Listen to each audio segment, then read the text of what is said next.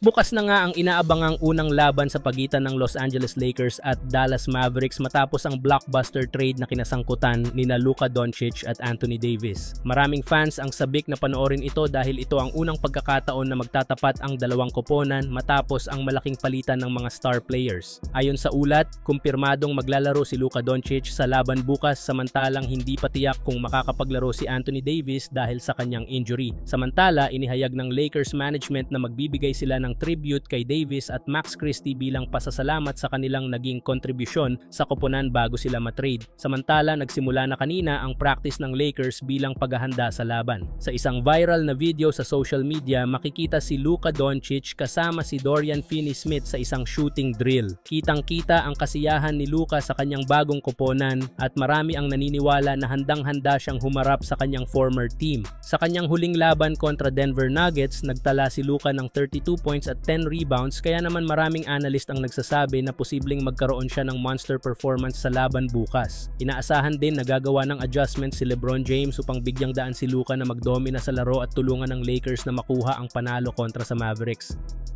Samantala, si Austin Reeves ay patuloy na naman nagpapakita ng magandang performance ngayong season. Sa last game nila kontra sa Nuggets ay nagtala siya ng 23 points, 4 rebounds at 7 assists. Ngayong season ay may average siya na 19 points, 4 rebounds at 6 assists kada laro. Tumaas ang kanyang mga numero kumpara noong nakaraang taon na nagpapakita ng kanyang patuloy na pag-unlad bilang isang mahalagang bahagi ng Lakers. Ngayong taon ang ika-4 na season ni Reeves sa liga at sa panahong ito, 2 beses na siyang muntik ng manalo ng isang award. Noong nakaraang taon, isa siya sa mga kandidato para sa 6th Man of the Year. Ngunit nang ilagay siya sa starting lineup, mas naging epektibo ang kanyang laro, dahilan upang hindi na siya ituring na pangunahing kandidato para sa naturang award. Ngayong season naman, bagamat malaki ang itinaas ng kanyang stats, hindi pa rin siya napasama sa mga kandidato para sa Most Improved Player. Ang pangunahing dahilan dyan ay si Cade Cunningham na naging first-time All-Star ngayong taon at may average na 25 points, 6 rebounds at 9 assists. Sa kabila nito, si Reeves ang kinikilalang best third option ngayon sa NBA. Mula nung Enero, nag-average siya ng 20 points, 4 rebounds at 6 assists na may kasamang 16-7 record para sa kanyang team. Maraming adjustments ang ginawa sa kanyang role, ngunit napatunayan niya na kaya niyang mag-adapt anuman ang iatas sa kanya.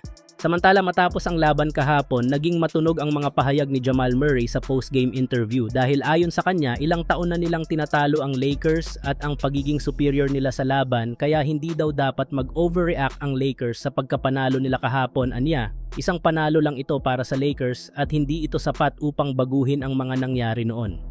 Dagdag pa ni Murray, kailangan lang nilang gumawa ng mga kinakailangang adjustment sa kanilang laro, lalo na sa depensa at execution ng plays. Binigyang diin din niya ang kahalagahan ng paglalaro ng mas physical at may mas mataas na intensity sa susunod nilang paghaharap.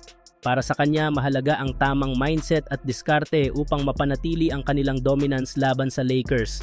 Ang pahayag na ito ni Murray ay naging usap-usapan sa mga tagahanga ng basketball, lalo na sa mga supporters ng Lakers. Marami ang nag-aabang kung paano tutugon ng Lakers sa hamong ito at kung magpapatuloy ang kumpiyansa ni Murray sa kanilang susunod na laban.